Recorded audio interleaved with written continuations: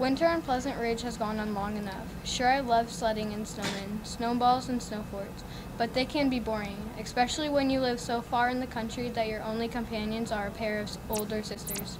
Half of the time they didn't even want to play, and the other half, when they did, they were always too bossy. Mom said maybe I was too fussy. Anyway, I was tired of winter and tired of being bossed. And what else was there? Not much. Get up, out in the dark, and carry hay while Dad melted. Eat, go to school, go home and carry hay again. Eat, study, and put up with Annie and Sarah. Not much fun, I can tell you. Annie and Sarah would tease me about the girl that the bus driver made me sit beside when we played games. It was always them against me, and if I cheated just to make it fair, they complained. Mom tried. She offered to play checkers, and sometimes we did, but you can't tell your friends when they ask, "What did you do last night?" Or we played checkers with Mom. I liked working with Dad, but winter wasn't the fun time for that.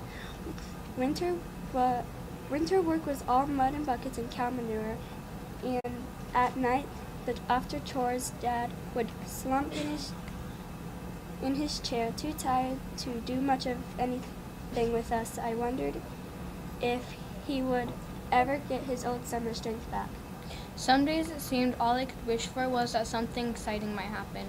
One Sunday when we were visiting Grandma after church, I listened to her tell me about her winter as a girl. She would ride around to town on a sleigh behind two black mares. There were blizzards and topped the roof off the old porch, and sometimes her school would be closed for weeks at a time.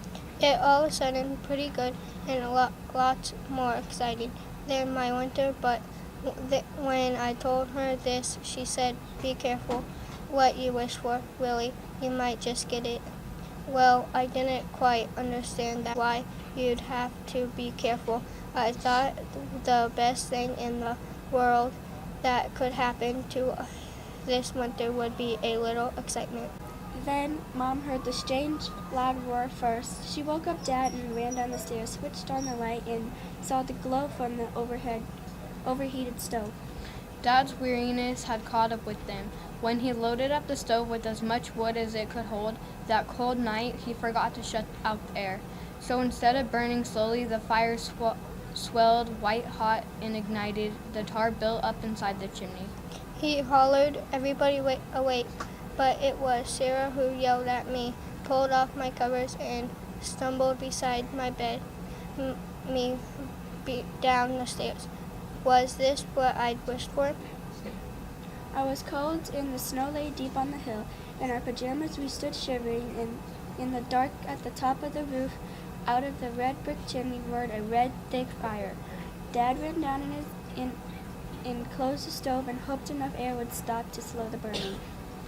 As the blaze cracked and spit above us, Dad and Annie set up the ladder and I ran for buckets. The heat from the burning tar could crack the chimney and set the house on fire inside, and we couldn't do anything about that. But outside we could at least make sure the roof didn't catch fire. We broke ice on the spring and hauled up carefully the black water to keep the roof safe from sparks and cinders. And while the dark, moonless night was lit by the fiery torch atop our helpless house, there were no jokes, but lots of hurry up and silence. Side by side with Annie, I worked quickly and hard and quietly to keep the buckets coming to Dad. Later I saw his hands bloody from fighting it to keep a hold on that slippery roof. Roar and whoosh were the sounds the fire made, and I was more scared than excited. While we worked with the water, Mom and Sarah braved the house to pack what we needed if the worst happened and the whole house burned. Everyone seemed brave that night. I kept thinking how Annie's hand must be frozen, like mine, but she never said a word. Eventually, the Piney Volunteer Fire Department gathered. Jimmy up from Adeline, and Harry from Dutch Fort, Bob from Clastown, and Dan Crary from Sleepy Creek Hollow.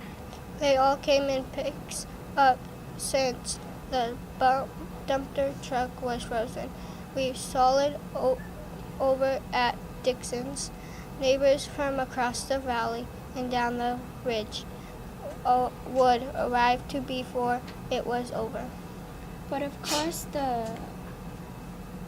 first one there was Dad himself. He joked later that no one would ever been quicker than that to a fire, and if they had, he'd eat his Sunday pants. The night was beautiful and white and black beyond black beyond the fire. Somewhere in the we worked with the water. Mom and Sarah braved the house to pack what we needed if the worst happened and the whole house burned. Everyone seemed brave that night. I kept thinking how Annie's hand must be frozen, like mine, but she never said a word. Eventually, the Piney Volunteer Fire Department gathered. Jimmy up from Adeline and Harry from Dutch Fort, Bob from Clastown and Dan Crary from Sleepy Creek Hollow. They all came in picks up since the dumpster truck was frozen. We saw it over at Dixon's. Neighbors from across the valley and down the ridge would arrive before it was over.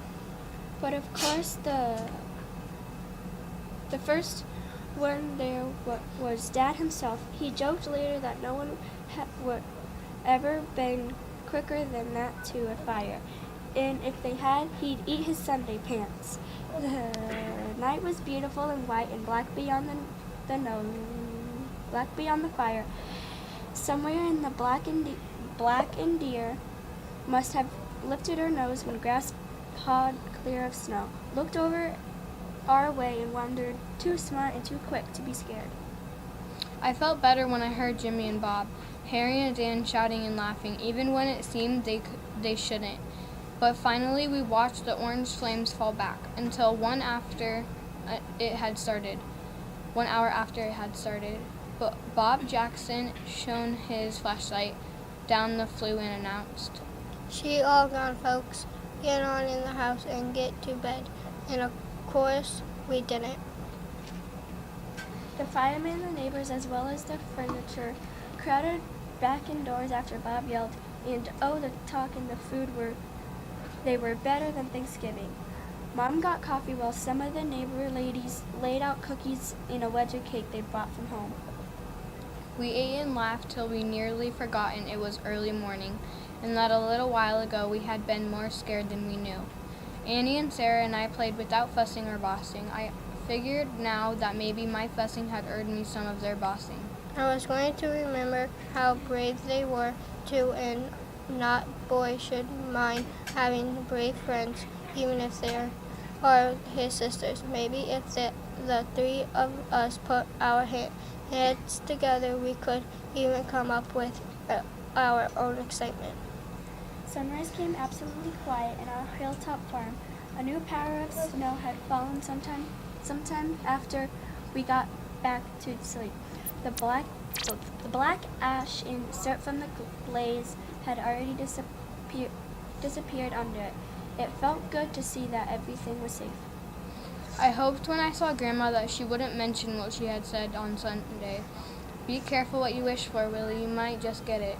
Besides, she wouldn't have to worry about reminding me. I'm not likely to forget.